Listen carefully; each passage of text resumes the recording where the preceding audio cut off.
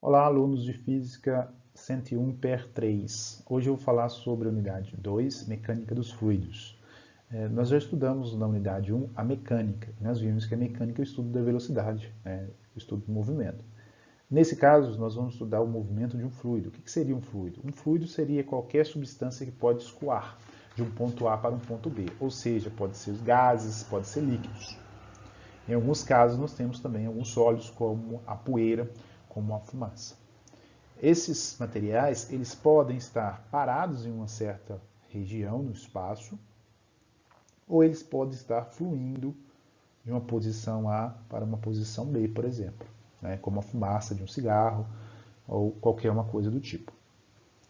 Para cada um desses casos, nós temos um estudo diferente.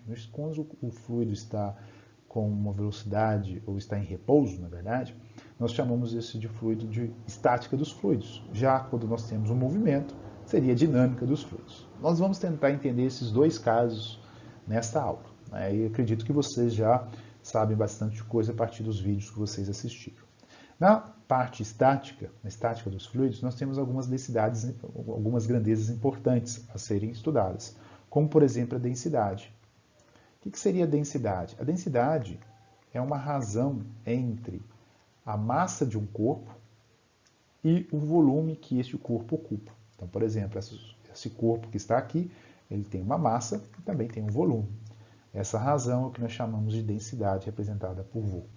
Se o material for homogêneo, nós podemos utilizar essa equação sem problema nenhum para descrever a densidade.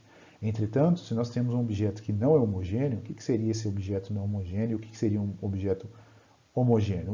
O material homogêneo é aquele que tem a mesma composição em todos os pontos. Já o material heterogênico, como este que eu estou aqui representando, ele não tem os seus componentes compostos pelos mesmos elementos. Então, nesse caso, nós não podemos retratar a densidade utilizando essa equação. Nesse caso, nós temos uma equação um pouco mais complicada, que seria aí uma razão, uma função da massa com o volume. No Sistema Internacional de Unidades, densidade tem a unidade de quilogramas por metro cúbico. É importante dizer também que para materiais homogêneos, onde nós podemos encontrar essa densidade dessa forma, essa densidade muitas vezes é chamada de massa específica. E nós vamos tentar focar o nosso estudo para materiais homogêneos. Claro, se nós temos dois corpos diferentes, nós podemos comparar as suas densidades através de uma razão entre a densidade do material sobre a densidade do material B, que a gente chama de densidade relativa. Nós estamos comparando as densidades. E nesse caso é uma grandeza adimensional, ou seja, que não tem unidades. Uma outra grandeza extremamente importante no estudo dos fluidos é a pressão, tanto no estudo estático quanto no estudo em movimento, tá? Na dinâmica dos fluidos. Por quê? Porque se nós temos um fluido dentro de um certo material, se está em repouso ou não, todas as moléculas que estão dentro do material, devido à sua agitação, elas irão sofrer várias colisões. Colisões umas com as outras e também com as paredes do recipiente. Essas colisões, com a vizinhança, dão origem a uma força. Então, essas partículas realizam uma força aqui, por exemplo, nessa estrutura. E uma força sobre uma área. Nós definimos pressão como sendo a razão entre a força e a área. Porém, a gente representa dessa forma aqui, porque essa força ela pode depender em cada posição, em cada colisão. Se caso o fluido ele apresenta sempre a mesma forma, a mesma força sobre a mesma área, nós podemos dizer que essa grandeza pressão ela é dada por força sobre área. No Sistema Internacional de Medidas, essa razão, portanto, tem que ser igual, a unidade de pressão tem que ser igual a Newton por metro quadrado. Em homenagem ao físico que se estudou isso aí, Pascal, nós temos a unidade de Pascal, que corresponde a Newton por metro. Bom, é muito comum nós analisarmos a pressão em regiões diferentes, como, por exemplo, se nós estamos no nível do mar, nós falamos de uma certa pressão. Se nós estamos em Viçosa, nós temos pressões diferentes do nível do mar. No nível do mar, nós dizemos que existe aqui uma pressão de 1 atm, que corresponde em Pascal a 1,013 vezes 10 elevado a 5 pascais. Então, nós temos aí uma razão, né, uma nova unidade para a pressão, que é a atm, que nós chamamos de pressão atmosférica.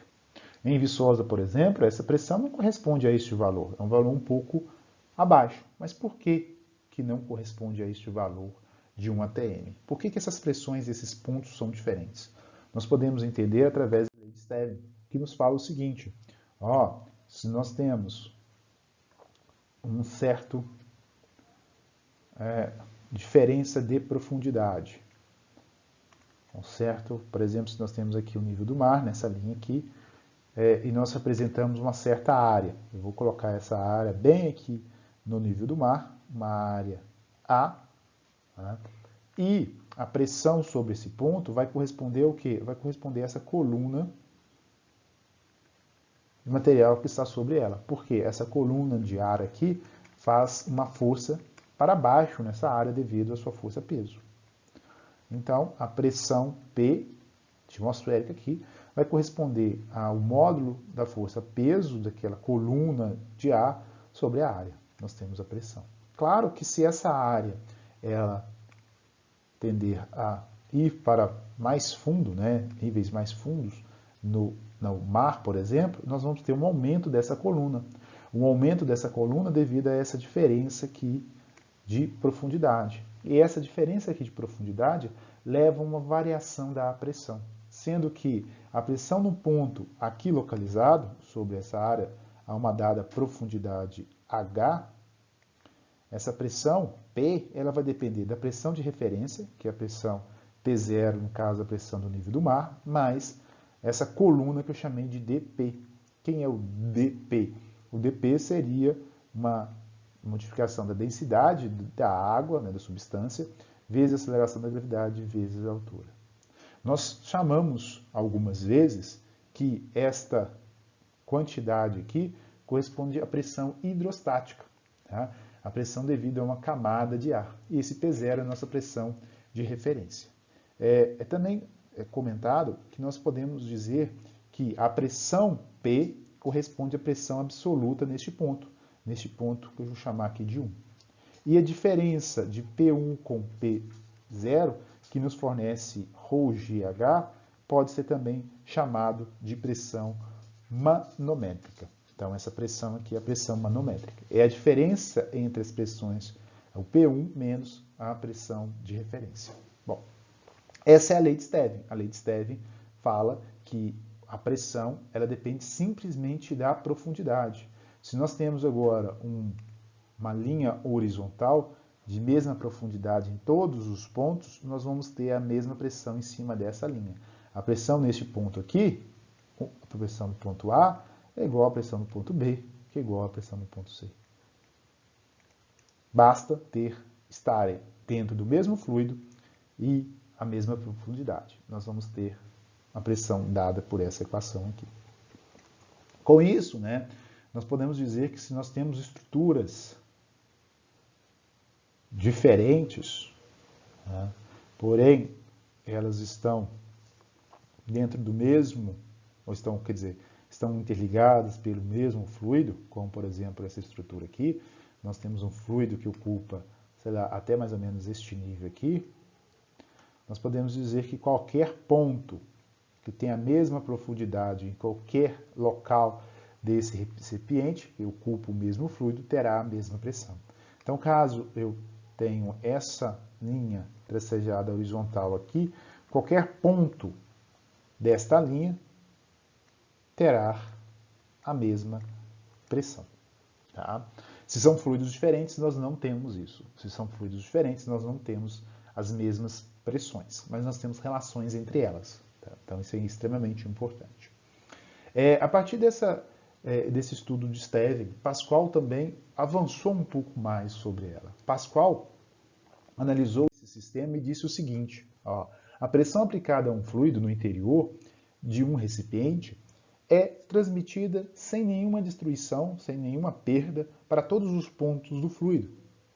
e para as paredes do recipiente. Então, se nós temos, por exemplo, aqui a nossa pasta de dente, se nós realizamos uma força sobre uma área nessa extremidade, nós apresentamos uma variação de pressão. Essa variação de pressão ela será passada em todos os pontos, né, do nosso recipiente e, portanto, nós vamos ter aqui uma quantidade de pasta de dente que irá fluir. Tá? Isso tudo é explicado pela lei de Pascal. Além disso, nós podemos utilizar uma seringa, onde nós temos um êmbolo e, através de uma força em uma base, uma força F, nós passamos a pressão devido a essa força sobre essa área para todos os pontos da seringa e nós podemos, então, retirar aqui, colocar, né, um certo remédio, né, em alguma pessoa. Além desse instrumento, nós podemos ter os chamados elevadores hidráulicos, onde nós temos estruturas de áreas diferentes, uma área A1, uma área A2. Se nós aplicamos uma força em A1, nós passamos a pressão, né, deste ponto, a pressão do ponto 1 vai ser igual à pressão do ponto 2, segundo Pascal. A pressão do ponto 1 será a força F1 sobre a A1. E a pressão no ponto 2, a força será F2 dividido por A2. Se A1 for igual a 100 vezes A2, ou melhor, se A2 corresponder a 100 A1, ou seja, eu estou dizendo que essa área aqui é muito maior do que A1, nós vamos ter, a partir dessa relação, a seguinte, ó, F1 sobre A1 é igual a F2 dividido por 100 A1. Se eu simplifico aqui, eu posso afirmar que a força F2 vai ser igual a 100 vezes a F1. Portanto, eu consigo, através de uma estrutura como essa, realizar uma pequena força nessa área 1 e elevar um objeto muito mais pesado, por exemplo. Tá? Seria um elevador. Por quê? Porque a pressão de uma extremidade ela será transmitida para todas as extremidades deste fluido. Essa é a lei de Pascal. É uma lei que nos garante a utilização em vários e vários instrumentos aí do nosso dia a dia.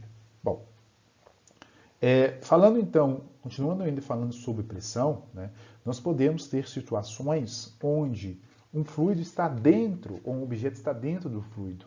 E o que acontece quando nós colocamos um objeto dentro do fluido? Vocês certamente já perceberam que quando vocês estão dentro da água, vocês conseguem levar com maior facilidade alguns objetos, né?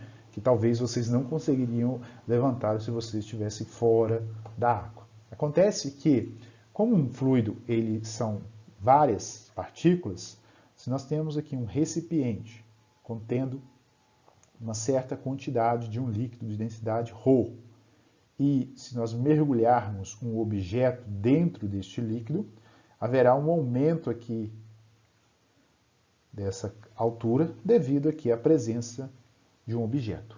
Este objeto perturba toda a estrutura aqui deste fluido. E esse fluido, então, vai realizar sobre esse objeto uma força, tentando posicionar, né, tentando empurrar este objeto para o seu interior. Como nós vimos, a pressão, ela depende de uma pressão de referência mais ρgh, depende da profundidade. Se existe uma diferença de profundidade aqui, existe uma diferença de pressão entre o ponto mais baixo e a pressão no ponto mais alto. De forma que, se nós juntarmos todas essas pressões, nós vamos ter sempre uma pressão que empurra o objeto para cima. Essa força é chamada de empuxo. Tá? E o empuxo é quando um objeto está parcialmente ou completamente imerso. O que seria parcialmente imerso? Nós poderíamos ter uma situação na qual nós temos um fluido e nós temos um objeto que ele não está totalmente dentro do fluido. Tá? Então, existe aqui uma porção deste fluido, deste objeto, que está dentro do fluido. Tá? Como, por exemplo, uma garrafa PET com uma certa quantidade de água que você coloca na piscina. certa parte dela vai estar abaixo, ou um iceberg, por exemplo. Nós temos outra situação na qual o objeto não está totalmente, mergulhado, quando nós jogamos isopor dentro da água, né? O isopor vai ficar na parte de cima. Todos esses fenômenos podem ser explicados através da densidade, né? A diferença de densidade entre eles, sabendo que materiais cada vez mais densos tendem a ficar mais fundo possível, materiais menos densos tendem a ficar na parte superior. Mas, além disso, tá, nós podemos entender o que de fato está inferindo nesse objeto, que é a força de empuxo. A força de empuxo, então, ela vai estar relacionada com o peso do fluido deslocado. Tá? A bolinha deslocou aqui uma certa quantidade de água. Deslocou este volume VD. Este volume VD, o peso desse volume VD, vai ser o quê? V vezes a densidade do fluido, vezes a aceleração da gravidade. Esse é o peso do fluido deslocado. E esse peso do fluido deslocado é o que nós chamamos de empuxo, é o módulo do empuxo.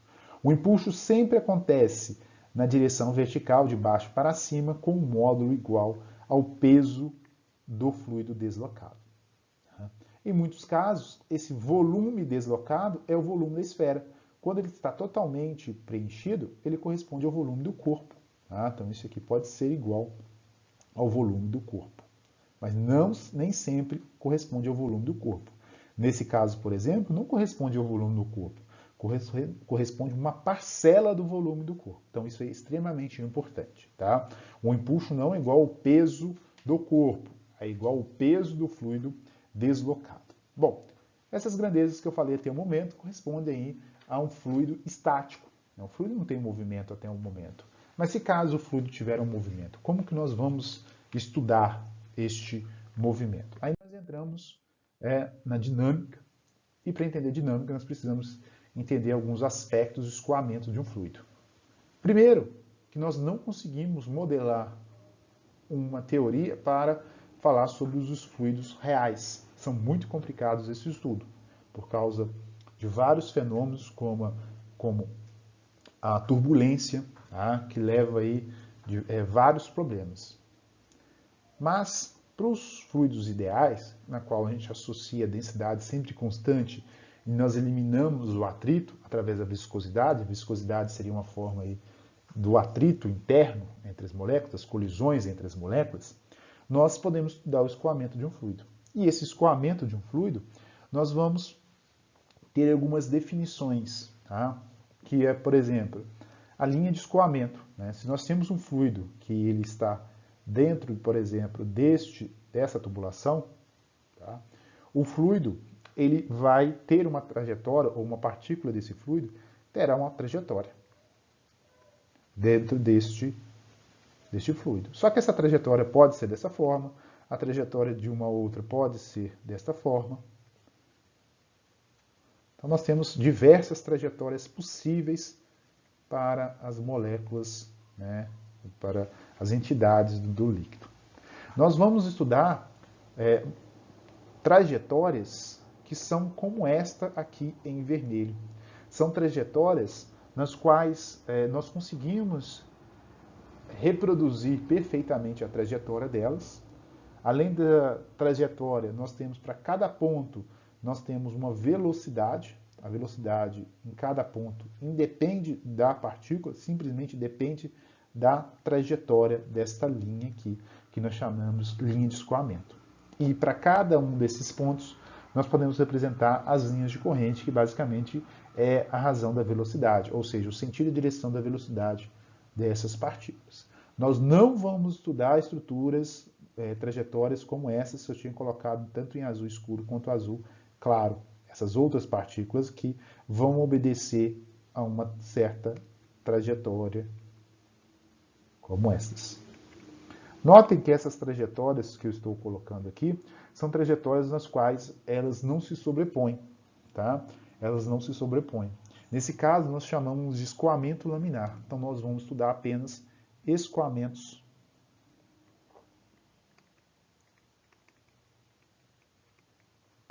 laminares.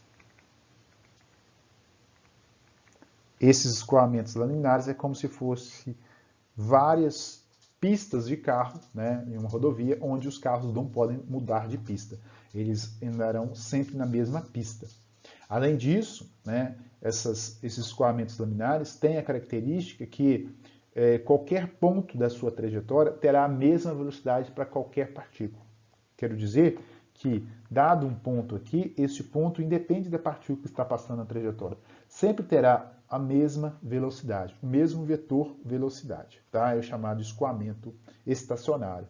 Todo ponto terá a mesma velocidade, independente do tempo. O que seria o não escoamento laminar? O não escoamento laminar seria o escoamento turbulento. Quando nós temos, por exemplo, o movimento da fumaça de um cigarro, nós observamos que ele realiza vários movimentos ao longo aí do tempo.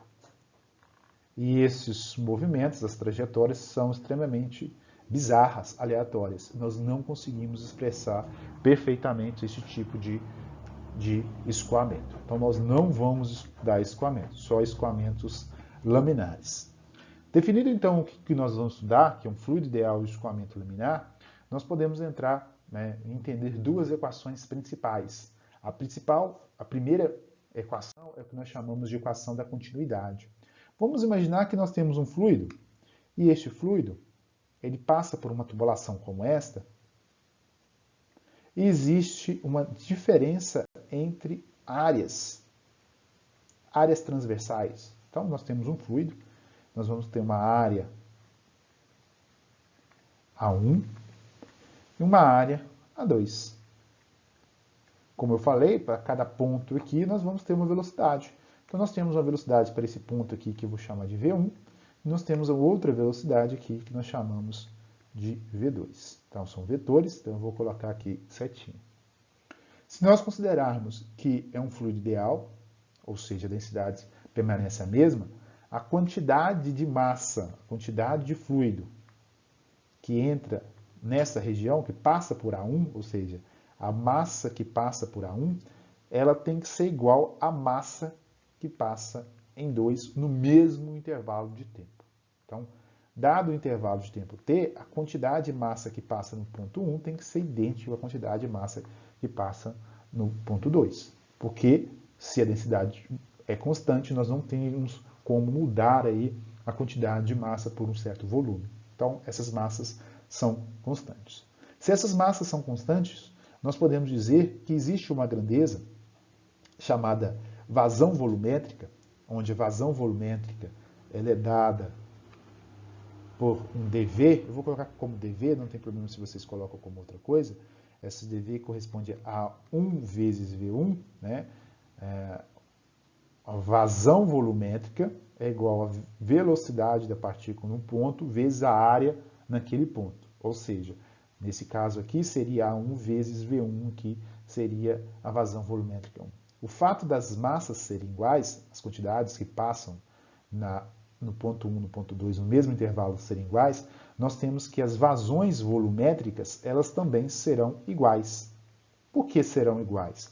Porque nós temos as vazões volumétricas podem estar relacionadas com dm, dt, dv. Se V1 é a vazão, dm é constante, a densidade é constante, então esses termos aqui são constantes. Se nós temos essa condição, né, e essa condição é satisfeita, nós podemos entender que A1 vezes V1 é igual a A2 V2. Essa é a equação da continuidade.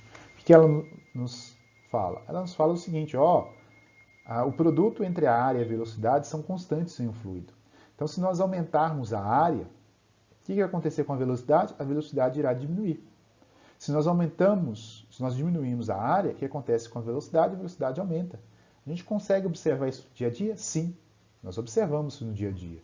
Nós observamos isso, por exemplo, em um rio onde nós temos as distâncias de um lado ao outro, nas margens, as distâncias entre as margens são grandes. Quando essas margens elas ficam pequenas, nós temos um aumento aí da correnteza do rio. Nós podemos perceber isso também quando nós vamos lavar algo através de uma mangueira. Muitas vezes nós flexionamos a mangueira, diminuímos a área na qual a água está saindo e o que acontece? A água consegue atingir uma altura ou um alcance maior. Por que ela consegue? Porque agora a sua velocidade é maior. Isso tudo é explicado pela equação da continuidade. Mas nós entramos em um outro detalhe. Nós estamos considerando, nesse caso, que a equação da continuidade está relacionada à massa. Mas e se tivermos um problema, ou melhor, se tivermos uma situação na qual a mangueira que nós estamos estudando, ela apresenta, além de uma diferença de área transversal, ela também apresenta uma diferença de altura ou profundidade. O que nós vamos ter? Nós vimos até o momento que a diferença de profundidade leva a uma diferença de pressão. E uma diferença de área leva a uma diferença de volume, de velocidade. Então, nós podemos fazer um estudo relacionado à profundidade e também à área, que é a equação de Bernoulli. Então, se nós temos, por exemplo, uma tubulação como essa, onde há uma diferença de área e também uma diferença de altura entre dois pontos, então aqui eu teria uma altura A1 e aqui uma altura H2, perdão. Nós temos para cada um desses pontos, nós temos uma área A1, uma área A2, nós temos uma velocidade V1, nós temos a velocidade V2. Nós percebemos através de estudos, eu também não vou deduzir aqui para vocês, que existe uma relação entre essas grandezas, de forma que a pressão no ponto 1 mais ρgH1, que nós já estudamos, nós sabemos que isso daqui corresponde à pressão no ponto 1, que é pressão de referência mais um termo, só que mais um termo relacionado à velocidade, ρv1 ao quadrado dividido por 2, isso aqui é uma constante. Se é uma constante, a gente pode dizer também que é igual ao ponto 2.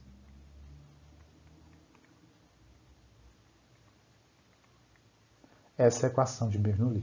A equação de Bernoulli fala que alterar a pressão é possível através de uma alteração da profundidade ou da velocidade de um fluido. Então, essas três grandezas estão ligadas através dessa relação aqui, que é conhecida como equação de Bernoulli. Bom, pessoal, é isso que eu gostaria de discutir com vocês, é isso que está relacionado a essa unidade, tá? Espero que vocês tenham compreendido e na aula de hoje nós fazemos alguns exercícios relacionados a este conteúdo. Até mais tarde, pessoal.